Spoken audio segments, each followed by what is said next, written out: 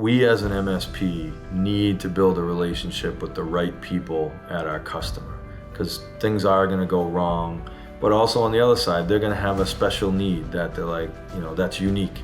It's maybe not in the contract, it's a favor, whatever it might be. Because I think they understand that a help desk ticket could get delayed, but making sure that we're building relationships with the right people will lead to greater customer retention. Hey guys, Damian Stevens, host of MSP Mindset.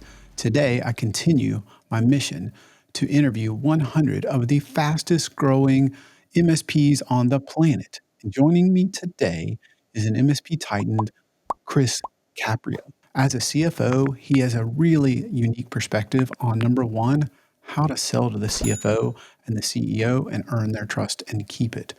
Number two, while people are the secret ingredient, and how he's done the math to figure that out and retain his team like nobody else. And lastly, how they view M&A and organic growth and how they're able to do both and grow at record pace. If any of that sounds interesting, don't miss out on today's conversation. I actually want to go kind of back to the beginning for folks with you, because you're one of the few folks that I'm interviewing that knows what the heck a 10K is. I've read a few in my day, yes. Right? So how did you go from, 10K filings to CFO of an MSP? Tell me about that. Yeah, so I would, honestly, it was the M&A background. So my initial background going back to the early 2000s, I got hired in 2004 by a French public company that was trying to grow. It was engineering around the utility space. And I got heavily involved in growth, so organically, but also M&A. And then that led me, after 10 years, I went to work for a private equity, which led to more M&A. And I think when I interviewed for this role, which the CEO, the former CEO, and the recruiter who was looking to help him fill the CFO role we had a mutual relationship. So he brought me in, and I think he interviewed tech CFOs, MSP, VAR CFOs, and kind of probably had some good candidates. Obviously, my background, other than procuring MSP and being around technology, was more on the services growth and M&A side. And they, it was the CEO and it was the founder realized that they needed M&A likely to, springboard them into a more of a services business, managed or professional. And my second interview was explaining to them how they could acquire a company, just logistically taking on debt, beginning to end, how we would find a company, integration, all that. And it was something neither of them have dealt with, and I think led to, them hiring me and taking a chance on me in 2017 to come on board. And I guess the rest is history, because we acquired two companies in a 3-year span and have been able to organically grow our MSP. And then about a year ago, we did take on some investment from a private equity in trying to accelerate some additional M&A growth over the next few years. Yeah, so tell me about that. From my eyes, Seacoast Capital, there's two interesting things. One is, said it was like a $280 million fund, so not the largest, which, I think that I want to let you speak, but I think that means there's a specific reason that they're maybe not going to rip and replace a lot of things. Yep. And the other that's really cool is, right, CFO to CEO during that same time period. So tell me more about that. Yeah, I mean, obviously there was two gentlemen that owned the company, and I think one had already taken a kind of chairman role, and the other one was looking to retire. And at the end of the day, they wanted to get some money on their investment. My favorite line that I say often is, when I responded to them, I'm the father of 3 teenage daughters, so I don't have the capital, but I have a background that can help us find capital. Hmm. And what led me to Seacoast is I think they fit that, to your point, they're local to Boston, and they invest differently in that they're non-controlling interests. So they're investing in management teams, and they're investing in a story, in a strategy, in a path forward, versus they're buying a company and they're going to control it. And not that any other private equity is right or wrong. It's just that their methodology is different, and I think fit the time and the inflection point that Focus was at to be able to really. We had a good story. A lot of our competitors around us are getting rolled up, and we need to grow. And organically was not enough. It hasn't been enough, won't be enough, I guess. So that's where we needed this capital, but it had the strategy in place. And yes, we're always tweaking it, have to make changes, but are fortunate that they believed in A, the strategy, and B, the team we already had in place, to be able to grow and develop that over the next, 5 to 7 years. Hey guys, today's episode is sponsored by Servosity. Servosity does two things very differently from any other backup and DR company. The first is they are maniacal about testing your backups daily, weekly, monthly, and quarterly. Last, they're crazy enough to manage the backups and take over 80% of the operations. So it's done for you proactively, but allows you to put your hands on it to be the hero when needed. If you want all of that, plus immutable and unlimited storage, make sure to take a look at servosity.com. Yeah, so there's a lot of, I think, fear and trepidation in the space because there is so much M&A activity. And, some people want to acquire, some people want to be acquired. I think the majority, if we're being honest, we're kind of like, what do we do? And I think there's also a lot of unfounded fear about private equity because it only takes a couple horror stories to scare everyone. So if you don't mind, put on your CFO hat since doing, and, understanding M&A and trying to kind of vet the right investment firm is something that you have far more experience than the average MSP. For folks that are listening, right, other MSP owners and CEOs, like what process do you recommend and how did you arrive at that? So, in this case specifically, I had met Seacoast 3.5 years ago. So my recommendation is if you do not have a succession plan, meaning you don't have a management team you want to give it to, or a family member, or a strategy in place, to go out and start talking with people. And that's what I did. I mean, yes, I had experience in the PE world and the VC world and public companies. So, maybe my experience was a little bit different, but even as a CFO at Focus, I was doing it and just out talking with people, understanding true valuation of the company, or what are the things, I didn't know, 5, 6, 7 years ago when I first came in this industry, how companies were valued. So what's important? Obviously, it doesn't take long to learn that recurring revenue is probably the number one item that certainly investors are excited about. So, okay, we need to focus on that part of our business and grow that business for sure.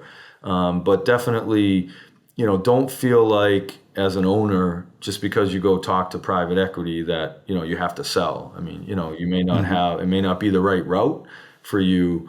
I think I'm just fortunate that, CFO background, now the CEO, that I understand their language. I mean, at the end of the day, they're making an investment like any investor, whether you're investing in a mutual fund, a stock, obviously a business, gold, crypto, whatever it is, you want to make a Right. return on that investment. Why else would you make an investment, a non-charitable investment? So that's what they're looking for, and to be as open as possible. Like, don't feel like, if you need an NDA, fine, sign an NDA. But I think having both private equity, and I think another big area is bankers, could be commercial bankers, could be investment bankers. Have them look at your numbers, or give you an understanding of, here's what's good about your business, here's what's bad about your business, and here's where I think you could be worth, what multiple of EBITDA, or multiple of recurring revenue, depending on how small or big you are. and just get an understanding of, a realistic view. And then they're pretty open as far as, what your holes might be, and go work on those. And I think you have to be, if you're an owner, you have to be aware and acceptable of this space, because this is, for most owners in the SMB space, say under 25 million maybe or more of revenue, this is their retirement. This is Yeah. their way to retire. And you don't have a choice, but, and I've seen it, some people are still running companies at an age where I would say I don't want to be still running a company, I guess. So, Hmm. to put a plan in place. And the second thing I would say is that I've tried to do here at Focus since I acquired the company, with the help of these investors, is get some others involved.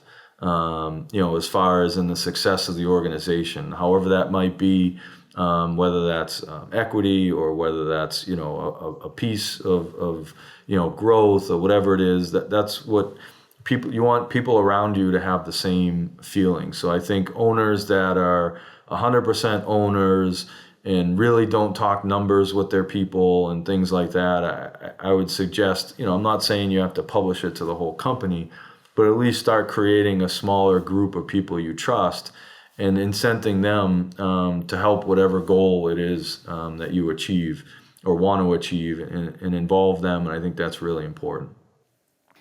Can you give us I feel like there's some folks that have been down this path, and then there's everybody that hasn't.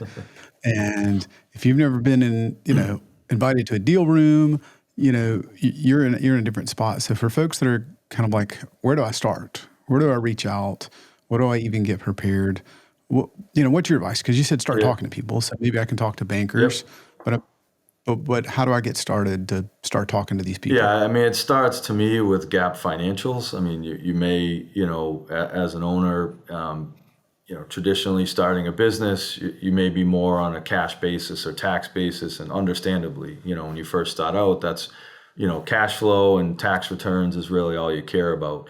But I think, preparing, even if it's some summary information, it doesn't have to be, again, if you're just going out to talk, you don't have to go out and get an audit or go out and get a quality of earnings or anything like that at that initial point.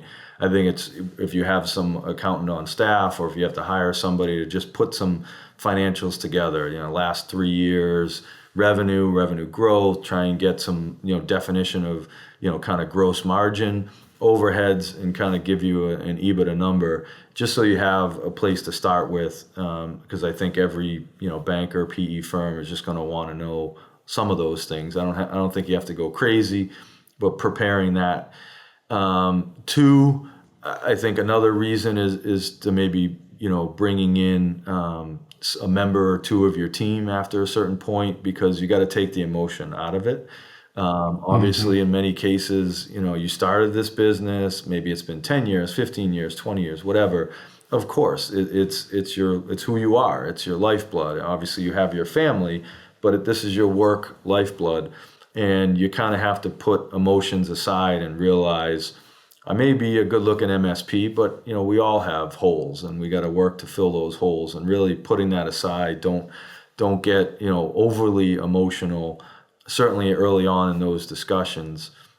And certainly, look at listen, I guess, and meet with these individuals, bankers, PE firms, other MSPs. I mean, I've been fortunate to speak with a dozen CEOs or former CEOs of MSPs, because I don't have all the answers. They have grown businesses, they've been running businesses longer, and just getting feedback from them. It's a pretty great community, as far as there's different vendors that we all use that bring us together, and we're pretty regionalized, so have no issues with talking with somebody in different regions, to get their feedback, and kind of where they're at, and just listening to different sorts of people and getting an opinion from them about how they took the path down. So it can be overwhelming. I think that's why starting early and just having some conversations when you're even a couple years away, kind of sets the stage for you to be able to, you know, go along that path and not feel like you ever get to a point where I have to sell by next month for whatever I'm retiring, or I have an ailment or something changed in my family. You never want to get to that point. No, I think that's a really good point because I think I talked to too many MSPs that, of course, it's kind of their baby, but they've had it so long, it's really now their, teenager or their adult, and it's hard to separate emotionally, first of all. Secondly, everybody I've talked to almost universally believes, let me just grow it bigger before I start having any conversation. And I feel like it's kind of like saying I can predict the market and I'm going to sell at a peak. Yeah. And, you really can't. And if you can, you wouldn't need to be running this business. But I'd love your feedback because I also feel like they wait to do any of the market research. They wait to have the discussions. And I found too many people, they don't understand what drives the valuation. Maybe they've missed that you don't have the management team you need, or the owner's responsible for 80% of the sales. You have a sales team, or some other things that would really give any investor, cause. And then you go to market, and I've seen people that their revenue's up 50% from a couple of years ago, and they're like, "This is going to be great," but their valuation could have been up 5x instead of 50% if they had done some foundational things. Do you have any recommendations on like what I should be thinking if that sounds like me Yeah. and I'm listening and I'm like, maybe that is me? No, absolutely. It's really, I heard the term "get your house in order." It's Mm-hmm. understanding, what customers you have, making sure you have proper contracts in place, making sure you have proper language for those contracts, that they don't have an easy out because, a firm could walk in and, if some of your biggest accounts are on month to month and they could leave in 60 days notice or things like that. You can start to pivot away from that. Understanding, the team, as you mentioned, what tools are you using? Why are customers profitable? Why are customers not profitable? Understanding at least the number of tickets and the number of, hours your team is spending, utilizing some great PSA tools to be able to track some timesheets. And to your point, where are the customers coming from? And then, thinking about if you had funds and you wanted to invest, where would you invest them? Maybe you need more security. Maybe you need some cloud talent. Maybe it is M&A, that we can get growth. Maybe it is, domestic expansion or things like that. Maybe it's utilizing overseas where applicable. Just really looking at things within your business that could, to your point, make it more profitable. And at least start thinking about those that, clearly you can't do all of them, but you may be able to put a few of them in place over the next year or two to kind of head in that direction. And as you mentioned, taking on more revenue, that isn't necessarily the answer. You may be, low bidding it, and it's costing you more money, and you're actually less profitable on a percentage basis than you would be if you just, had a strategic plan and rolled that out and focused on a specific industry or two or a specific size customer, really, honing in on the targets that you have versus just trying to go and sell to everybody. Yeah, I love that. Really good advice, Chris. Tell me about, everybody wants to talk about M&A right now. It's so hot. And I think some are in a spot maybe like you where they're larger. Maybe they have they plan to be an acquirer. Some that are smaller are looking to be acquired. But I think most of the MSPs I talk to, they don't know. Like, do I get to a certain size and then start acquiring? I think most of them miss, like you mentioned, that there's multiple levers, not just equity, but debt and other things. So let me just ask you, what's your take on the M&A market right now for MSPs? I mean, I certainly think it's heavy in the consolidation aspect, I think, but it also seems like there are so many out there from every region. I think, people have thrown numbers, 20,000, 50,000, whatever the number is, that are out there. So I think there are plenty of them starting. And I think certainly, now private equity is heavily in this space, and as they are in most spaces. Timing matters. Obviously, interest rates being what they were, I think has, put some, additional spotlight on this because, higher interest rates lead to less ROI on the dollar.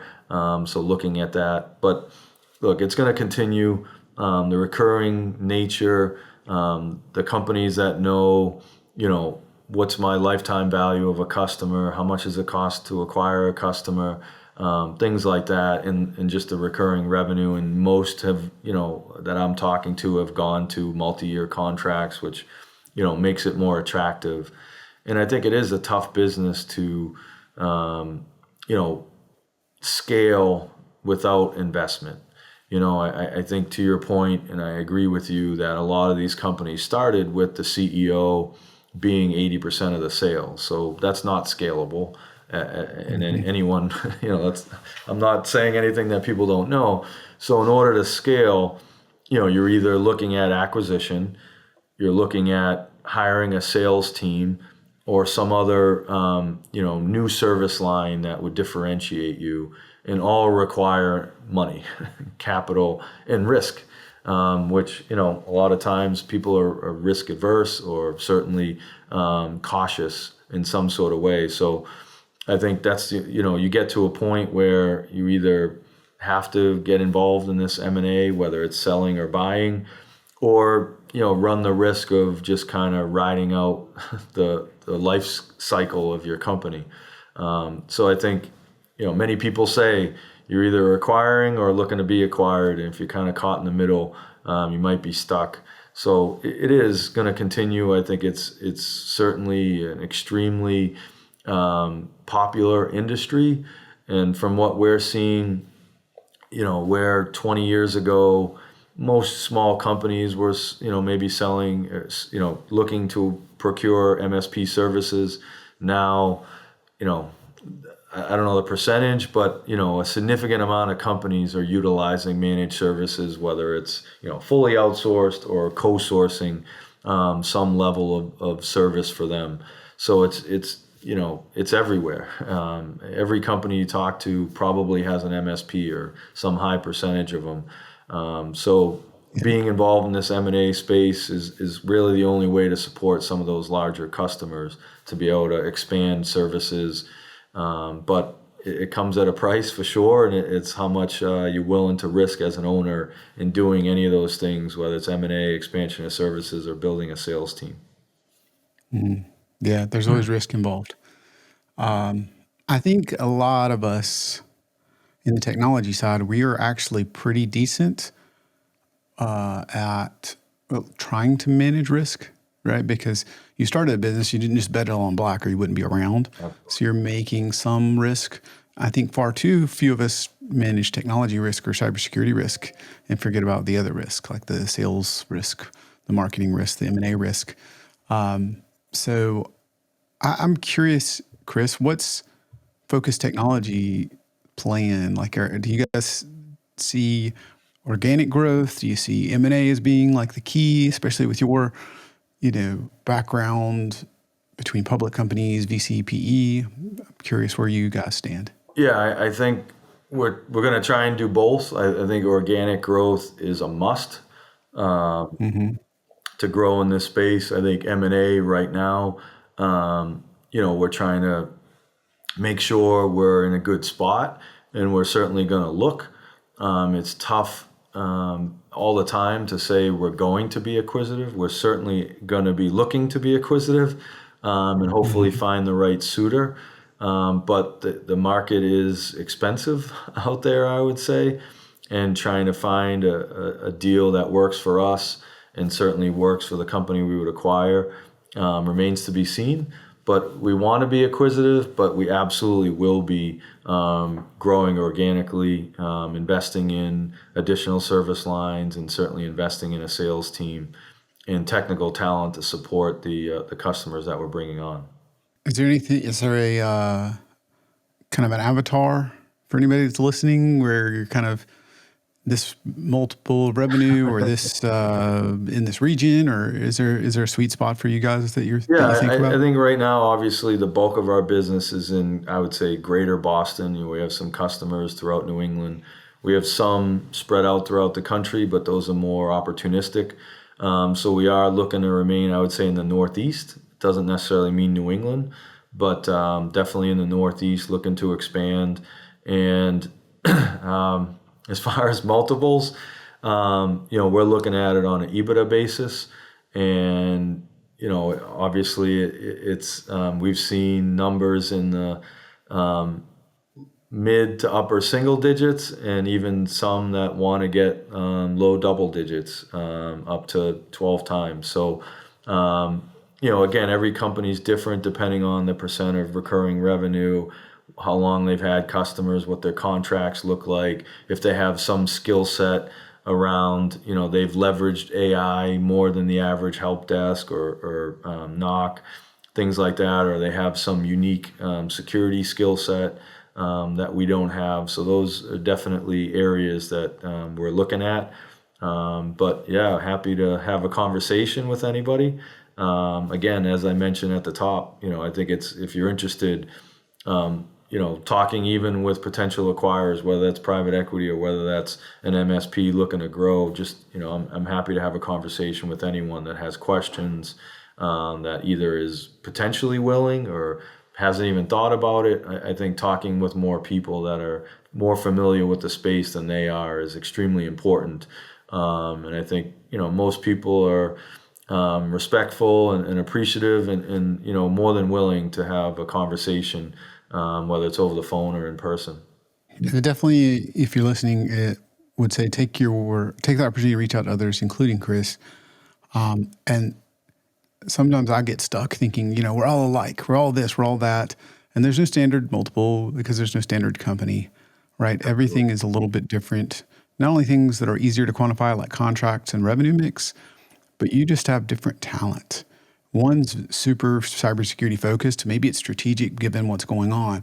One is really behind on that, but maybe you're really strong in a vertical, so your retention's off the charts, right? So everybody has a little bit of a different niche, whether they know it or not. So I think discussing those sort of things, but keeping that in mind, don't miss that opportunity to take Chris up on the offer. Yeah, and I I think the appreciate that. majority of, we're in a services business, right? So very few MSPs that I've talked to have a product or some sort of software solution. Those companies are unique when you're selling products or software. But when it comes to an MSP or any other services business, the people are the most important thing at the end of the day, people and process anyways. So, you do get concerns as an owner, you have a staff, what's going to happen with them.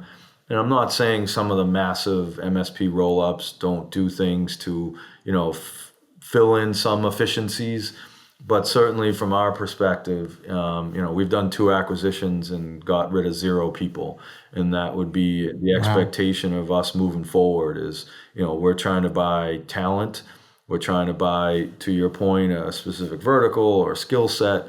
And, I can only speak for us that, our goal is not to say, well, you have 10 of this and I have 5 of this, so let's make 12 and get rid of people. That's not our plan at all.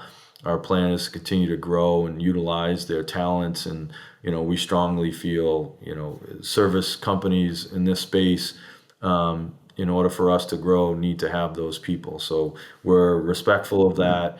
We're trying to go in and get it, if the 2 that we have done, and certainly my background is talk to those people face to face when the deal starts happening or has happened and gets announced, to make them comfortable that, hey, this is, a situation that occurred, and here's why we did it. Here's what we're about. Happy to listen to what you're about. And certainly we have no intention of walking in and making any rash decisions on any employees, for sure. I mean, we want to maintain that relationship and work together, figure out a way to integrate things and be a better company as we come out the backside of that acquisition and continue to grow. Yeah, I love that. So 0 people, right? That's an amazing takeaway. 2 companies acquired, 0 people, let go from the acquisition is amazing. I think that allays a lot of the fears that not only the team has, but even the owners, right? Most owners are like, I've built this amazing team. Some of them have been with me and I've worked with them 50 hours a week for, a decade or two. So I think that that is really helpful. Give me some of your thoughts. I want to keep on this kind of talent. How do you, a lot of people, I feel like it's easy to assess hard numbers, right? What's on the balance sheet or the P&L or what have you. How do you assess the talent? Obviously, because, you know, two, company A, company B, both doing 5 million in recurring revenue, even if they are both recurring revenue, still could have very different talent, very different level of performance, very different level of skill. Perhaps even some people that are wonderful and some that are not. So obviously, none of that gets reported on a balance sheet. But I'm kind of curious if you have any way to figure that out before you start trying to integrate. Yeah, I think pre-deal, you're trying to meet as many people as the owner will allow, which I've been in Mm-hmm. deals where that number was 0, and I've been in deals where that number was maybe the top 5 or 6 people. So whatever you can do to meet management team or whoever the owners' direct reports are, get a better understanding of what type of people they are, make sure their culture fits. But you are, in pretty much any acquisition I've ever done, taking a leap of faith when it comes to the rest of the employees, right? You're never going to meet the whole staff. So you're trying to meet as many people as you can. To typically, the culture of management tends to be the culture all the way down. Not always the case, but so let's say you do that, you meet with a few of the people, you do the deal. Now you're during integration, and I really think it's extremely important to invest a lot of time meeting with those people. Not necessarily, the CEO or the CFO, but getting my help desk manager, talking with the help desk people, getting my knock manager, meeting with the knock team, any professional services or field engineers, meeting with others. I guess this will give away a little bit, but I'm always a fan of grabbing a beer and some appetizers if there's a way to get the group together post acquisition, and just everybody kind of puts their guard down a little bit and gets to know people. Mm-hmm. Married, Yeah. kids, where do you live? Again, in this post-COVID environment, it's not as easy because people are so spread out. We're seeing most companies, at least in this Yeah. space, have hired some people not at their HQ. But that's the only way to do it is that, and then certainly post-acquisition, I'm going meeting with customers, top 5, top 10, some level of customers, to make them feel okay that, hey, nothing's going to change. Mary was your VCIO. Mary's going to be your VCIO. Your engineering, your network engineer used to call Mike. He's going to keep calling Mike if he has a problem. Alleviate their fears, but also, hey, how's it been going? You've been with this company for 10 years, and they're usually pretty open with, yeah, I mean, a great company. I was a little hesitant when I saw the news, but just getting to know them and making sure, look, there's going to be no disruption to you right now.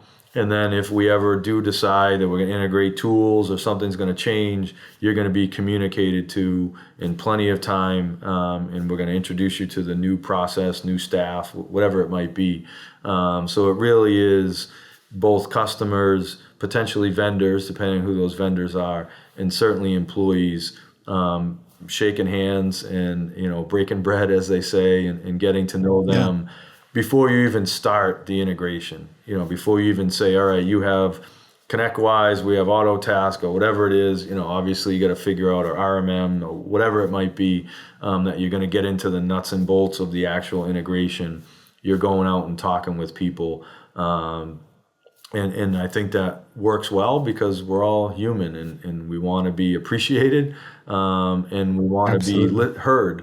So go out, ask the right questions, listen, and we've had great success with that in the past, where people have said, look, we understand now we were acquired. There was a lack of investment over the last couple of years, and we really have lacked this skill set, or we didn't buy this tool that we need, or whatever it might be. And looking at that and listening to that and making sure, look, we want to make this better for you, so hey, we have that tool, so okay, now we know that's probably one of the first areas of integration we want, because let's just say you don't have IT glue and we do, or whatever it might be, that we're trying to make their job easier, and they appreciate it and say, wow, this is actually better for us. Better benefits, hopefully, or better opportunity. I mean, that's a big sell of ours. We have a career path, and we're walking into what tended to be the two that we did, smaller organizations where people didn't have that career path, and we've been able to promote from within and make them supervisors and eventually managers, and I think they appreciate that for sure, and expand their skill sets. Oh, wow, we didn't have a cloud team. Now we do. I want to be a cloud engineer. I want to get some AWS training, things like that. And that's, definitely extremely important, is to make those employees and certainly customers feel at ease, even though there is some disruption, that, everything's going to be all right. I think there's this misperception that I'm just going to say directly, which is CFO and folks with a CFO background tend to be just about, the P&L, just about bean counting. And what I love about what I've already heard, and then some of the research is, it looks like you're really big on focusing on keeping the talent.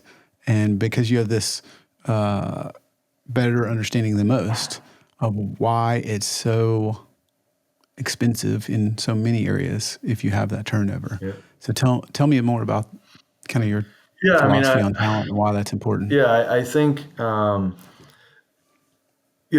understanding the numbers is extremely important. But again, in a services-based business, all those numbers are telling you is about people. Whether you've had success selling, you've had success keeping customers, supporting customers.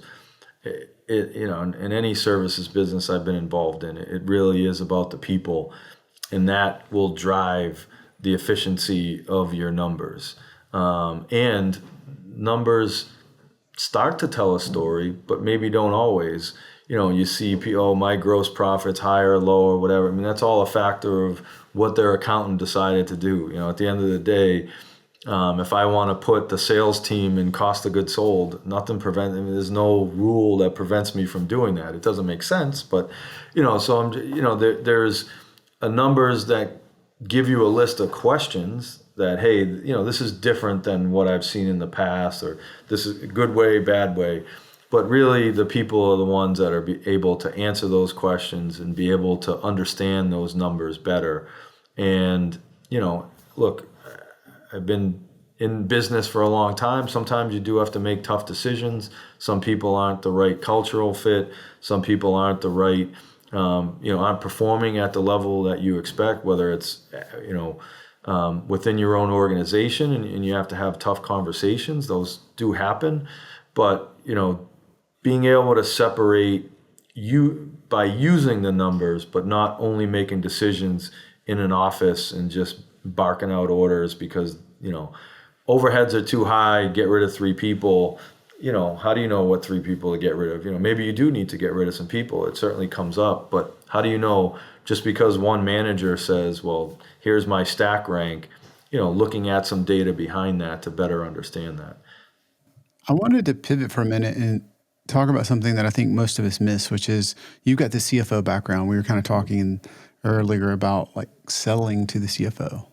And I feel like even whether you're selling literally to the CFO as a title, or, when you're a smaller MSP, a lot of times you're selling to a CEO owner, you should be speaking business language.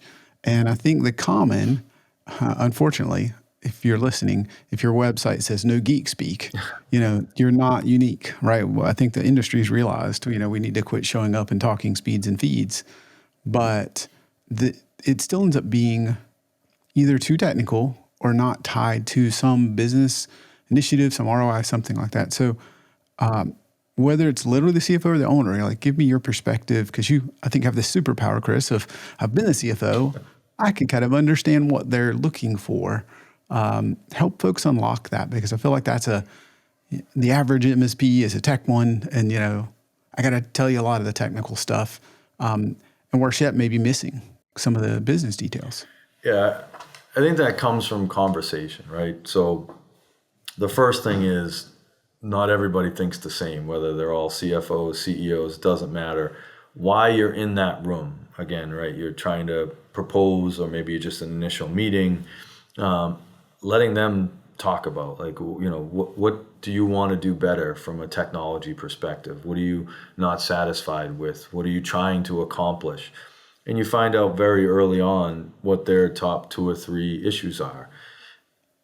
Very, I guess we see it somewhat that it gets into the, responsiveness, maybe the company that they're using is growing too fast and they're not responding. So that may come up. But, this business, other than the very top technical, problems that come up, it's a relationship. Like, they want to know, okay, I have the CEO in the room, I have the CFO in the room. Like, anybody that's rolled out technology and oversaw technology knows something's going to break. And, you have to build a relationship enough for that prospect or customer to know we didn't do that on purpose, right? We're going to make a mistake, but, we have good people, we've trained our people, but stuff happens. So the confidence that they have to say, all right, I know that's going to happen. Who can I call?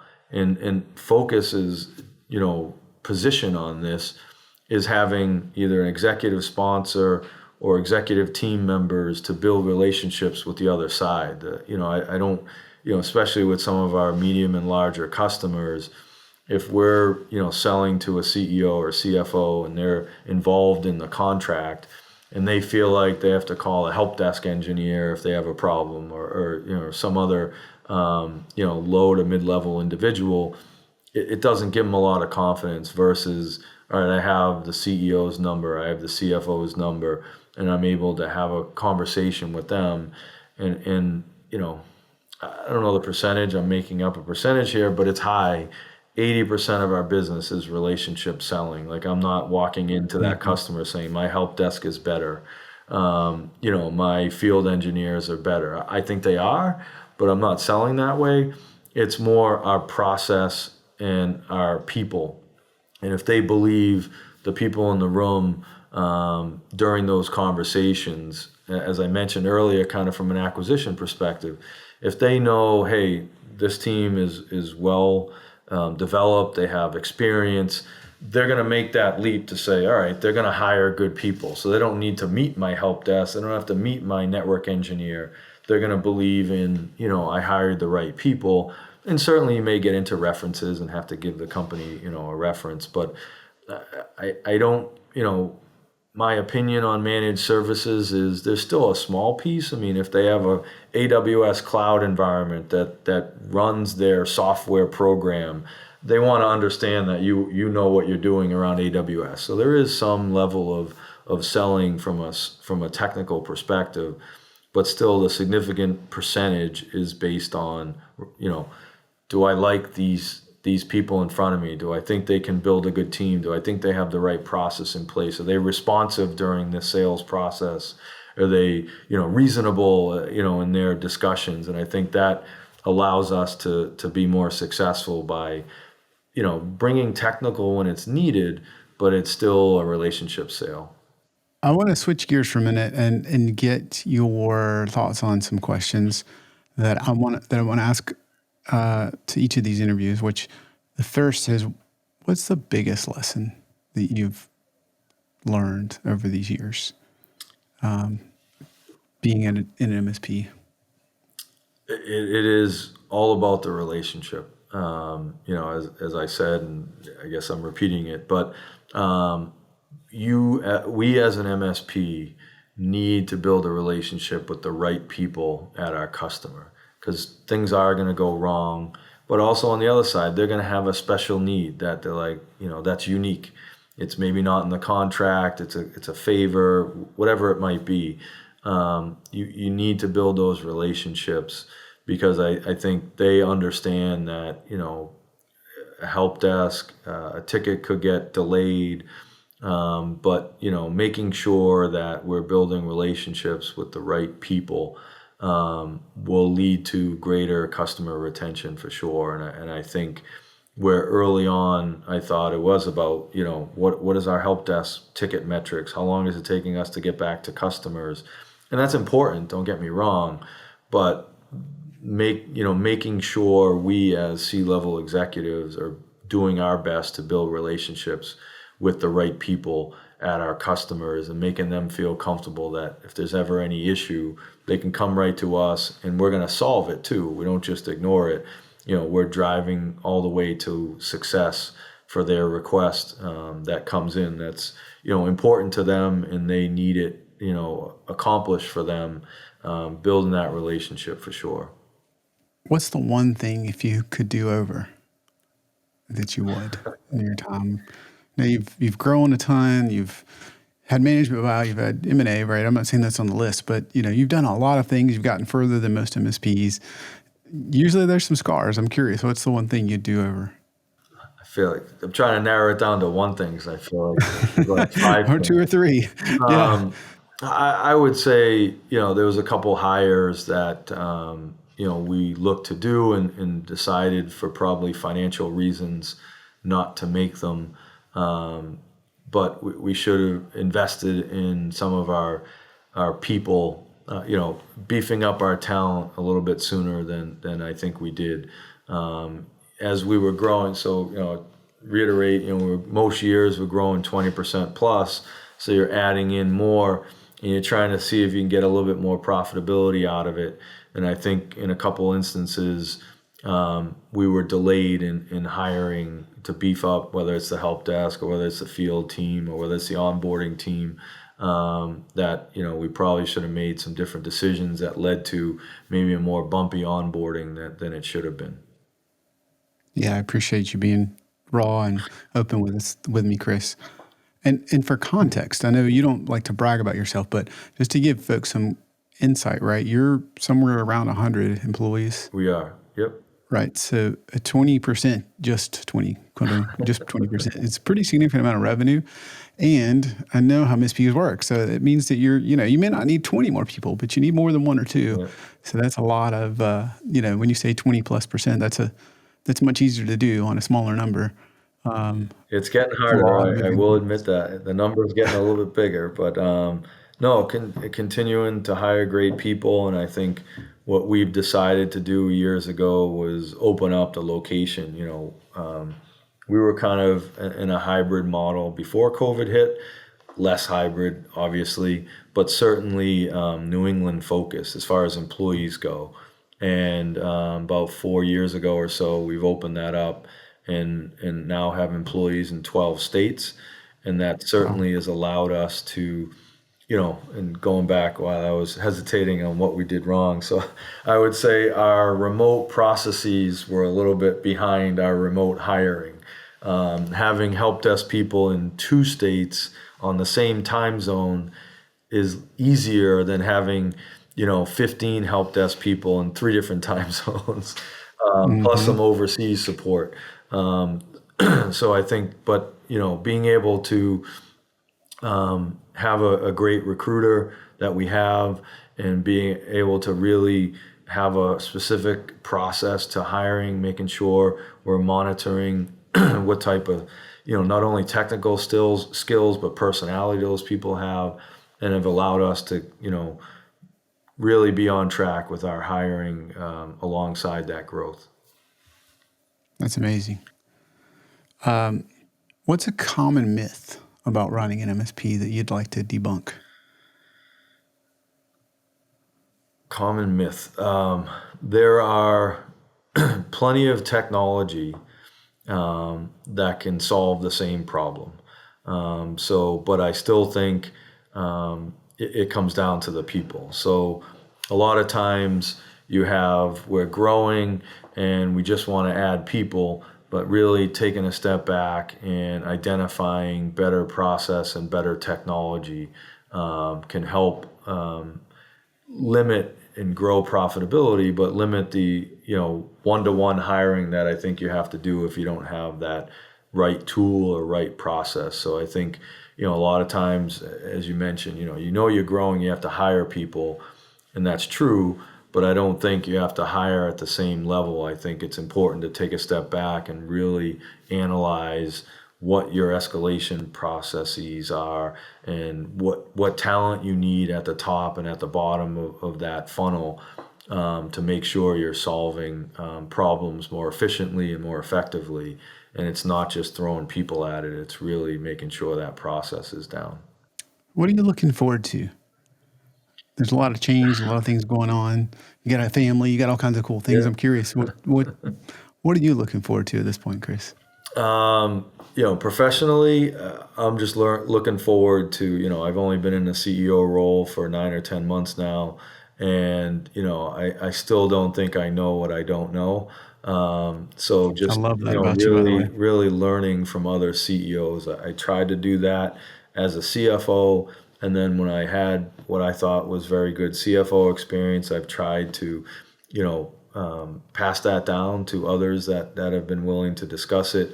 And in the same, result, I'm trying to learn from other CEOs, talk to them. I enjoy talking with technical CEOs. I enjoy talking with kind of traditional sales people that have grown to the CEO role. And even, had lunch 2 weeks ago with a woman that was promoted from CFO to CEO. The first one I had that was, in the same realm as me, that recently had got promoted to a first-time CEO role. So just continuing to learn. I think we're in a tremendous business. I tell we've hired 4 salespeople in the last year, and I've told every one of them, I don't know what you did prior in detail of how you sold, but basically everybody you talk to works for a company that can buy something that we're selling.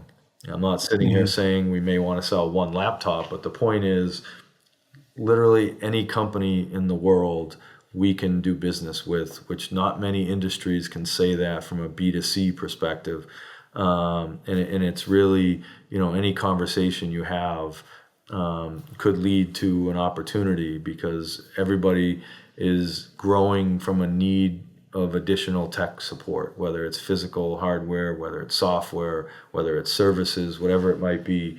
They're continuing to spend every year, and usually that number is going up. Even in a roller coaster economy, it's still going up over time. So it is amazing that being involved in this tech space and trying to figure out how we can leverage AI and generative AI to help our business is exciting, and I'm looking forward to that for sure. What's the top book you'd recommend to someone? So as a CEO, it actually got implemented before, but Traction is a book that we've read as a management team, and we do our level 10 meeting every Monday from 4 to 5:30, and the company is aware of that. And I think it gave us a different view of having a regular cadence with our leadership team and identifying issues within the company and working together to solve them. So Traction's the name of the book, and it talks about creating quarterly rocks and start every meeting by good news, and certainly the overall level 10 meeting, having a successful weekly meeting has been extremely important. And we've done it. The prior CEO put it in place. It was pre-COVID, so probably 5 years now, maybe 6 years. We've Wow. implemented that, and it's a part of who we are. And it's great to see because some of our leadership team have implemented it with their teams, and it's really just making sure we're all on the same page. And it was extremely valuable. And it was EOS, Entrepreneurial Operating System. It's a great book, Traction for sure. We use EOS, so I totally Yeah, get the quarterly rocks, yeah, right? The L10s. absolutely. Yeah, if you haven't heard of it, you haven't read that book, definitely do that. Read that. Did you guys choose to self-implement or hire an implementer? We self-implemented. It's funny. We met with a couple of companies, and rightfully so, I think our CEO at the time, it was a high price tag, I would say, at least at the time. So we did self-implement. They have a great LinkedIn page, and they now have some great material that helps, self-implementation. So we did decide to self-implement, and it's worked out well for us. Oh, that's awesome. Good for you. The horror stories I hear is we self-implemented and then we didn't use it. So, it's like a lot of things. A few of those stick out. So hearing successful one, and especially as you guys have scaled. So I mentioned a minute ago, you mentioned you were interested. I know you mentioned interest in automation. A moment ago, you said AI and Gen AI. What's interesting? What do you have your eye on right now? I just think both from a finance side, so being able to, streamline some payables, some invoicing, being able to do some of that to handle it, and then certainly on our help desk side, we're looking at ways within our phone system. A great, we haven't procured it yet, but we're looking at it, which is, putting AI on top of your phone system and being able to, read language tone and direct calls to the right supervisors and managers for calls that seem like voice escalated. There was tension on the call. Keywords, obviously, four-letter words, for instance, and things like that can identify problem calls right away, versus maybe you don't hear for a day or two and the customer calls you back or so on. And also helps with training. It's I think we're getting a couple thousand calls a week, so it's impossible obviously to listen to every call. But if you can segment them by certain keywords or certain escalation of voices, things like that, I think are extremely important, and something we're looking at. And just any other ways to automate, from onboarding and offboarding of employees, from our customers, new laptop setup, password resets, things like that. It doesn't have to be generative AI. It can just be, general AI, but making our customer experience more self-service. I think especially as companies hire earlier career individuals, they want to be able to be self-sufficient, and certainly with, I don't look at remote work as a big deal from us and our customers, but certainly flexible schedules. So you have people that maybe are working later at night because they're dealing with their children or their family members that need things done during the day. It's 8 o'clock at night and they can't reset their password. If they could just do it in 30 seconds via some automated chatbot, versus having to call in and deal with, overnight calling and things like that, I think are extremely important. And then obviously the, time zone difference, and some of our customers have people overseas. So I think just giving them as much self-service as we possibly can, is I think extremely important, and hopefully will differentiate us from some of our competitors. That's awesome. It's amazing. I wanted to ask you one more thing to kind of focus on is, you guys, Inc. 5000, been on CRN and Channel Futures, which is just amazing. The growth is just admirable. I'm not sure everybody's familiar with this. You have the Triple Crown Award, CRN Triple Crown Award. So what does that mean? Yeah, they do their top 100, which is, we were in the security space, their top 150, which is growth, and then overall 500, which is the top 500 technology firms. So they do three separate things, and if you make all three, a few years ago we did, and we got the Triple Crown. So yeah, it's cool. I mean, we're obviously, I appreciate we're 100 people, but at the end of the day, that's a small business still. Not everyone knows who we are, so whatever we can do to leverage free advertising, where CRN or MSP 501 or any of these other organizations that are promoting us as a part of their subscription or online magazine or whatever it is, we're leveraging all that we can, which definitely helps get the word out there for sure. I love it. Well, Chris, thank you for being on MSP Mindset. This was a gift to me, I believe to everyone else out there. So from the bottom of my heart, thank you for this. No, I appreciate it, Damien. Thank you so much. It was a pleasure, and I thank you for having me on your podcast. Absolutely. One last thing. How should folks reach out to you? You said, hey, if you're an MSP, you want to talk about M&A, something like that. What's the best way to find you? Yeah, I would say the easiest way is to go on LinkedIn and reach out to me and connect with me. But certainly, feel free to give me a call or email me, ccaprio at focustsi.com. But definitely utilize LinkedIn a lot. Look me up, send me an email. I'm happy to have a conversation. All right. Well, you guys heard it. Take advantage of Chris's generosity. Have a wonderful conversation. I know I've enjoyed it. Thank you so much for being on MSP Mindset today, Chris. Thank you so much for having me.